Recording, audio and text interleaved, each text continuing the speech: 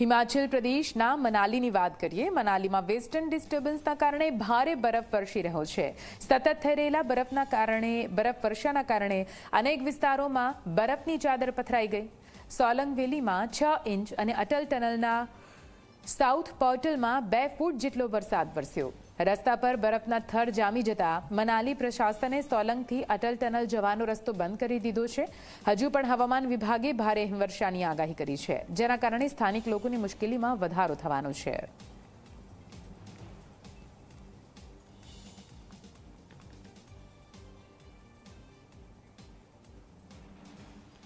તો ભારે હિમવર્ષાના કારણે કાશ્મીરની વાત કરો કે હિમાચલ પ્રદેશની વાત કરો, બરફની ચાદર જ્યાં જુઓ ત્યાં સફેદ બરફ જોવા મળી રહ્યો છે, જેના કારણે લોકો ઠંડીથી ઠૂંઠવાઈ રહ્યા છે.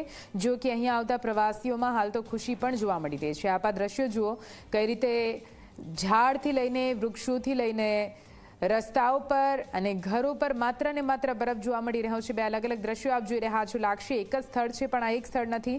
એક જમ્મુ કાશ્મીરનો ઉત્તરી ભાગ છે અને બીજી તરફ આપ હિમાચલ પ્રદેશના મનાલીના દ્રશ્યો જોઈ રહ્યા છો, જ્યાં ભારે હિમવર્ષાના કારણે હાલ તો સૌંદર્ય ખીલી ઉઠ્યું છે.